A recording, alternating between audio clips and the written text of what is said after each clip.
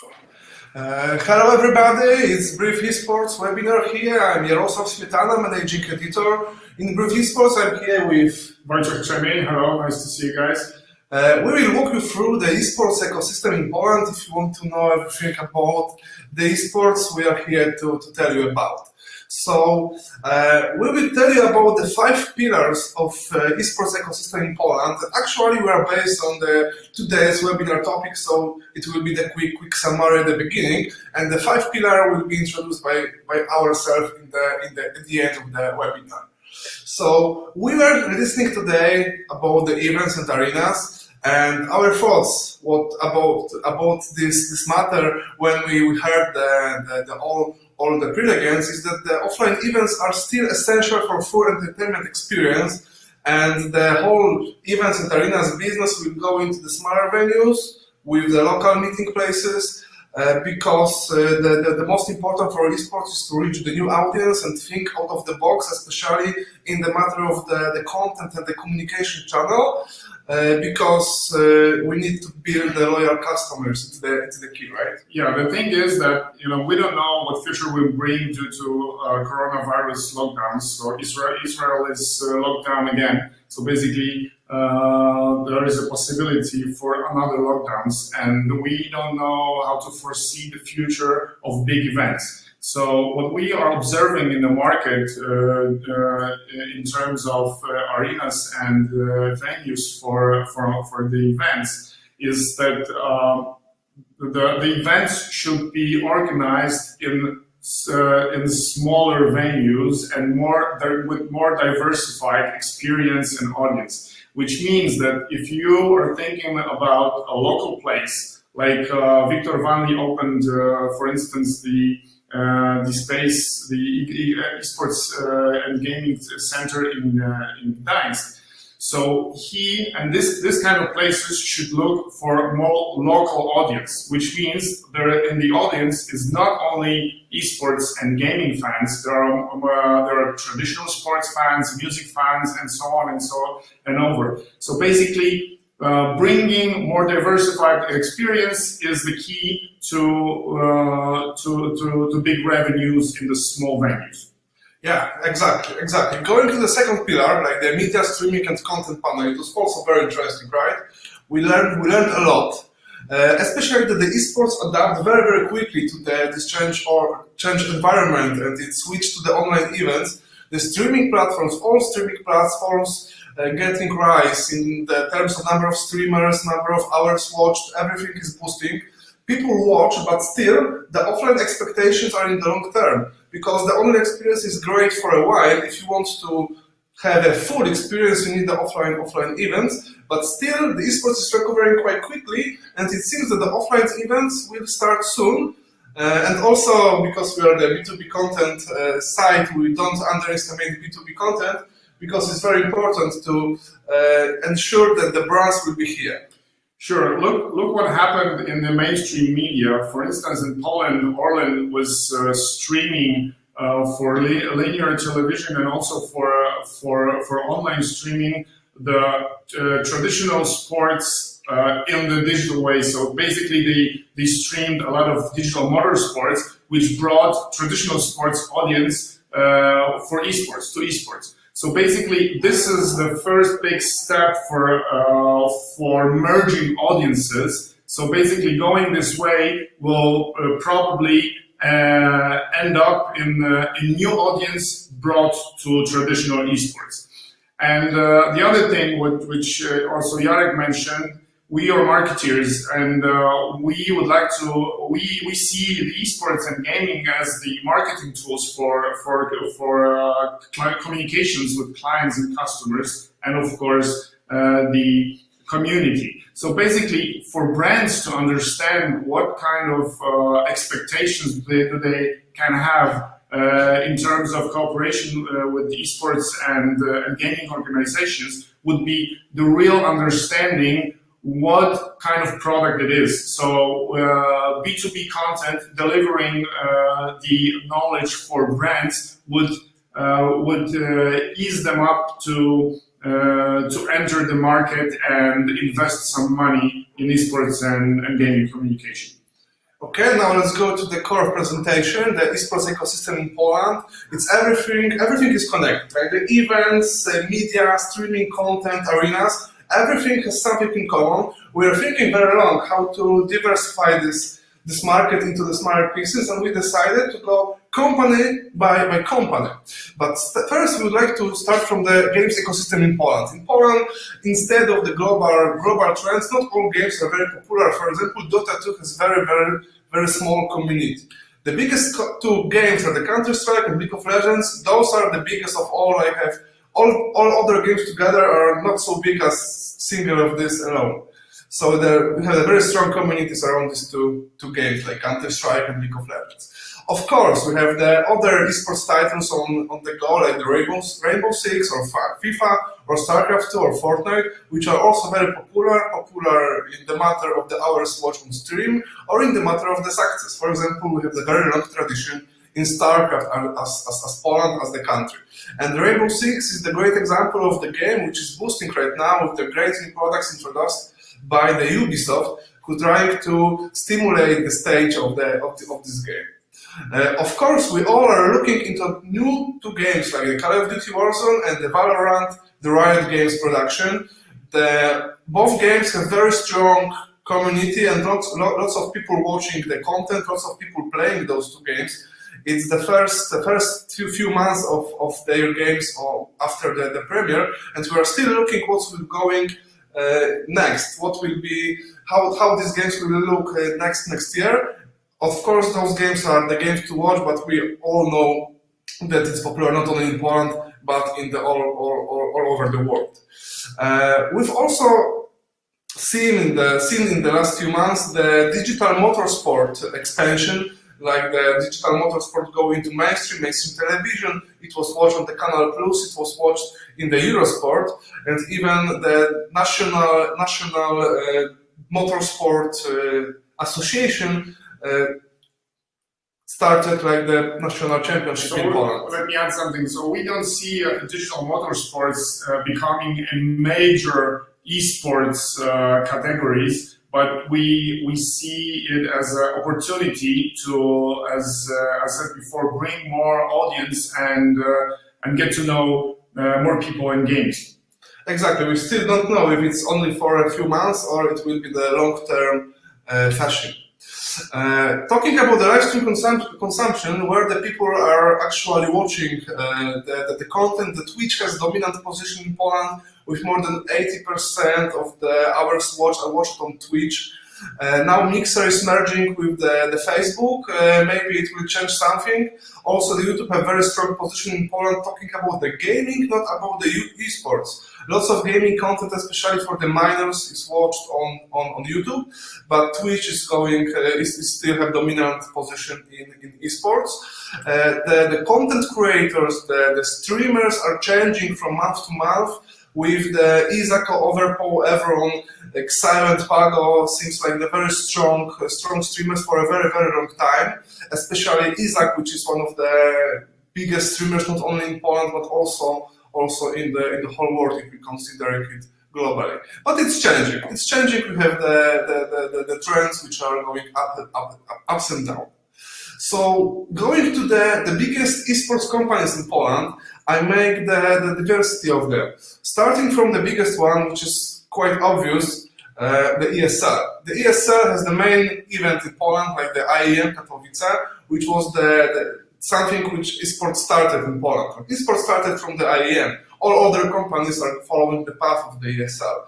This year, unfortunately, it was the event without the audience, but still great success with lots of viewers. Yes, and also ESL with this event brought Poland to the international map of the regular esports events, which is also a good thing because it brings more companies and more potential investors to the market.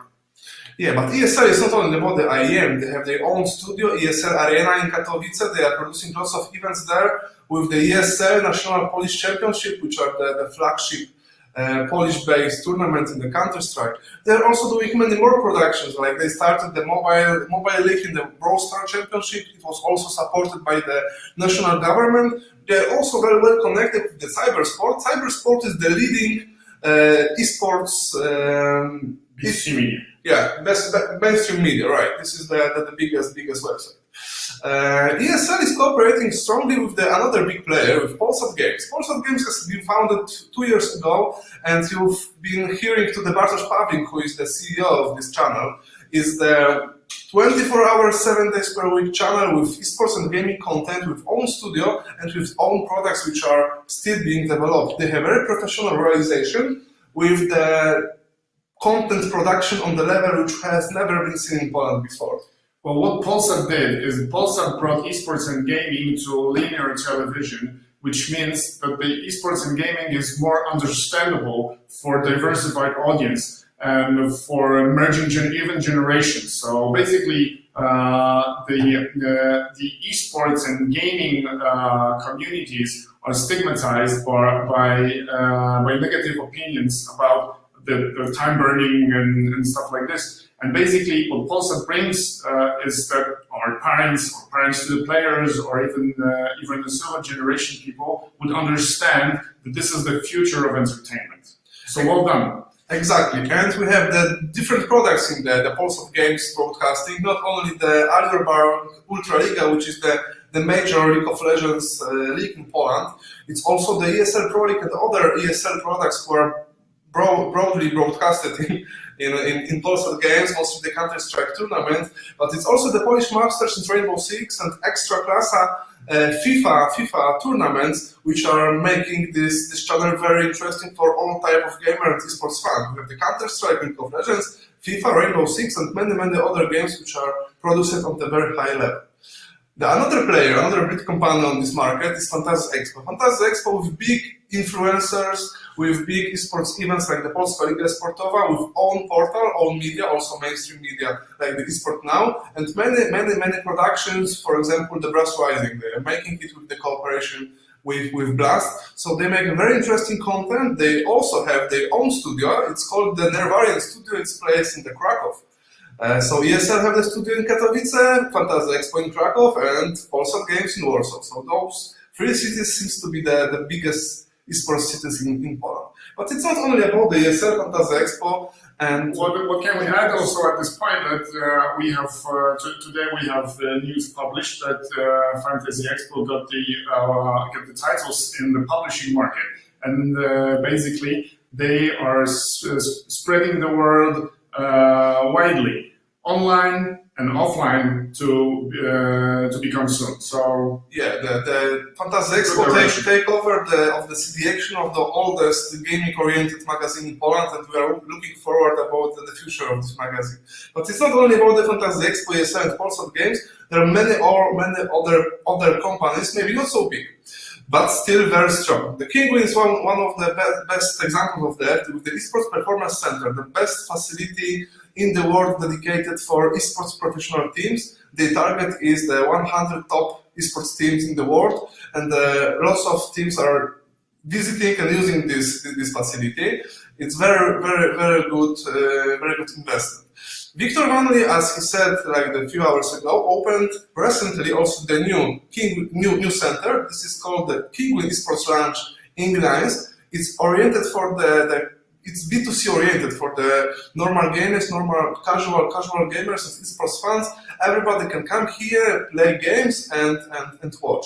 It's still the discussion about the future of esports arenas in the world of the COVID, but we all believe that, as Nikita Buffet from Esports Arena said, it still will be only the beginning, and esports arenas will go bigger and bigger in the future. We have also the ESC, another big organization which have own team like the Kick Esports, and they are organizing lots of events, like for example the Rocket Mania. Actually, the ESC has the potential that they're making almost all Rocket League events in Poland. They are also digital motorsport experts with lots of activation in that matter. Talking about the events. Also the big event, not only esports but mainly gaming, is the Poznań Game Arena. Lots of editions has been take place. It's in Poznań. It has the mixed formula of the exhibition, technical and gaming combines exhibition together with the esports tournaments. I hope it will take place in October this year, but it's still unknown. Another event organizer, Good Game League, they are making big and smaller events in the cities all over the Poland. Their flagship event has taken place last year on the INA Stadium in Poznań, with also international teams taking part. For talking about the other companies, we have Cyberwolves, which opened Tarczyński Studio in Warsaw, and they are also trying to make content and tournaments.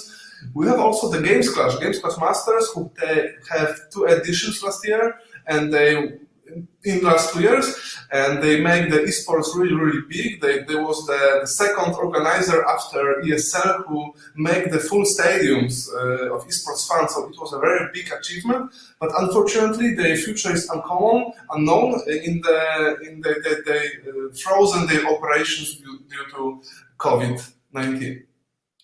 Talking about the teams, because the teams are the very big asset in Poland. One of the biggest organizations, Illumina, with the strong Counter-Strike and League of Legends teams, and many sponsors and very big reach in the social media. Another big organization is AGO. AGO have the 2 main parts: this AGO Esports, which is connected with the Counter-Strike team, and in the cooperation with the Rogue, they make the League of Legends team, AGO Rogue, which is one of the best teams playing in the Ultraliga. Sponsored games Ultraliga. They have also big influencers and lots of social media reach. This one is another example of the organization with strong esports history, with big Counter-Strike and League of Legends teams, which are currently not active, but they still have lots of different activities. From digital motorsport team for the League of Legends Academy and school camps for the children. So they're a very, very strong organization which is trying to diversify their operations. Another organization is the League of Legends Kick, which is actual second place runner-up in the esports European champions in League of Legends, and Honoris, the team made by the 2 legends, the Taz and Neo, which has been the multiply world champions in the Counter-Strike. We have also many other teams, the Izako Boards connected with the Izak, we have the Pact, we have Legia Warsaw, Wisła Kraków, and other esports teams, which are traditional sports teams who are entering esports on the different level. And actually, the teams are changing. The new teams are coming, the other teams are going by. Like those teams here presented playing in the ESL, Mistrzostwa Polski and Algebra Ultraliga are those who are interested, who you should watch if you are thinking about the esports teams activations in Poland. So the brands and marketers' perspective is to look around for marketing communication with the audience. So basically you can pick one of the 3 examples and ways that we showed you today. So the first thing is if you feel good and understand the esports and gaming well, so you can go directly into products like big event sponsorships, league sponsorships, and products ready to use like this. If you are not well communicated with the audience, you would probably need the agency as the advisor and link for their best recommendations in the activations and communication to the audience. And third would be organizations, which are quite similar to agencies because organizations have their own audiences, and some of them have developed their own products, and of course the creativity of the organizations would be needed to activate the brand to the community. Okay, so we need to go faster, I guess. We have also the Women Gaming in Poland, the Arcan Wave, which is quite a great product. We have the educational activities with the Esports Association, who is making lots of school classes talking about the esports, and in the cooperation with the national government is leading the Narodowa Drużyna Sport, which is national esports team. We have also the other esports media, like the EVESHO, like the TVP Sport, Esport Mania, which belongs to Onet, who are also trying to write about the mainstream esports content. And there we are. We are the esports business media, business and marketing oriented medium. And if you are looking for the case studies, if you are looking for some information, some insights from the business and marketing esports perspective, we are, and you are invited to comment and read. The first pillar was the sponsorships and the advertisements. We are also listening today about how it looks actually, that it's not... Okay, more and more brands in general decided to enter esports in the first part of the 2020. It's sometimes connected with the COVID situation, and that's for many months the esports was the only sports left. So the mainstream media increases the popularity of esports, and they are bringing the new audience and the new marketers here. So the Polish esports teams, esports products are signing the new contracts, but still the products need to improve. We still need to improve the reporting. The esports needs to improve the services, marketing services, because the brands needs professional marketing service. So me working in over 20 years in marketing and advertisement taught me that the reporting and standards of KPIs delivery is very important for the brands to feel safe in the environment when they invest into. So basically, our work is to also to merge the standards of the existing industry of advertising to improve the products in esports and gaming, and then we will have more and more brands. Yeah, fortunately, there are more and more agencies who are working on esports strategies. So you have the variety of the professionals who can make you into this esports world.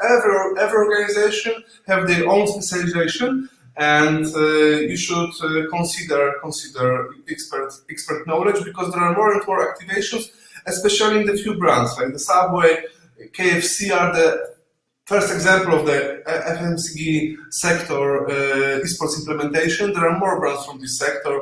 There is Łomża, who is cooperating, for example, with EGF Esports and with the Pasha Gaming School. There is the Sprite, who is supporting the women esports in Poland, and many other teams, for example, Izako Bors. There is the Wedel, who is the traditional Polish-based Swiss company, and the Orbit, who from the other side is supporting also the esports teams. The company belongs to the Mars.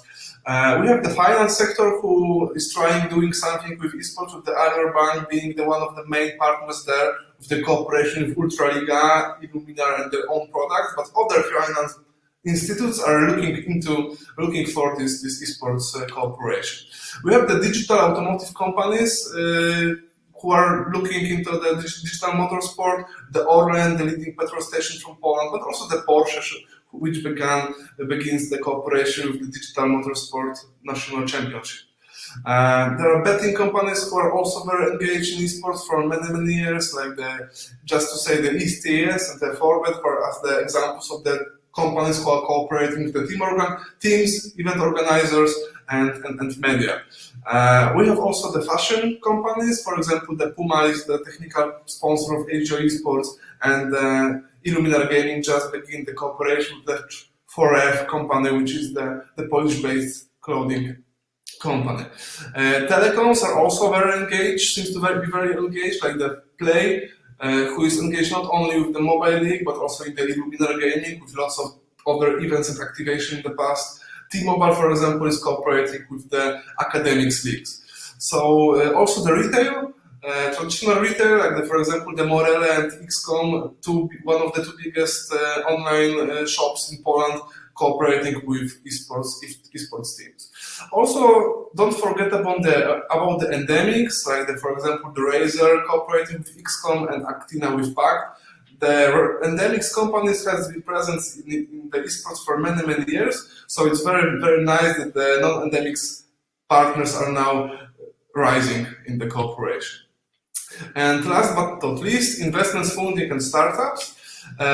Just fast going with the thoughts, we see that the B2B, B2C machine learning oriented, artificial intelligence oriented tools seems to be the most demand on the market right now. The market is changing. More tools are needed. More money is brought to esports and gaming for communication. So we need to measure. We need to easily manage the communication. So VCs are looking for tools like this. So this is what we see as the first step of the investment market. And the second, of course, is the small diversified venues for organizing new events, hybrid ones potentially, for the new sanitary regime that appears. Yeah, talking about the startups in Poland, a few of them are listed here. All of them are connected somehow with the machine learning and artificial intelligence. The in-streaming has been presented before, but also you can look at the Skin Wallet, GG Predict, Game and Esports Lab, because they are also the very interested startups in Poland. And talking about the other products, for example, the Illumina are trying to build esports arena. This is one of the flagship projects. COVID complicated the situation. We don't know what their further plans, but still the esports teams, esports organizations are those ones who investors also can look at. And who is looking? We have the two groups. We have the Target Capital Pathfinder, which seems to be the biggest esports venture capital in Poland, but also the National Center for Research and Development is trying to support the projects, for example, the Esports Lab. But still the main group of the investors in Poland are the private investors. For example, Bogusław Leśnodorski, which you can see on the photo, which was previously the owner of Legia Warszawa, and now he's the owner of EGF Esports. But Viktor Vanny is another example. He was the prelegate today of the private investor who is building the esports in Poland. So the five pillars, going to the end, are the esports fund. This is the most important factor, actually, because it's the most strongest asset in Poland. We have the 16 million players in Poland and about 4 million esports funds, but actually this year the Alior Bank made the new research, and it seems that the number of esports funds is something like the 5 or 6 million, but it's not fully verified. And it's in this group, in the target group of esports funds, they prefers the esports than the another sports disciplines as football or ski jumping, so it should be, it makes the esports so attractive for all brands. Thank you for attention. It was Jarosław Śmietana and Wojciech Czerny. Thank you very much. It was games done quick, like ecosystem done quick. Yes, if you are looking for insights about the esports from the business and marketing perspective, we are inviting you for the www.briefelsports.com.pl, so to look for those things. If you have any questions, you are free to ask, but we have the short time, as I see. Yeah. Thank you very much again. Yes, no questions, I guess. So thank you all.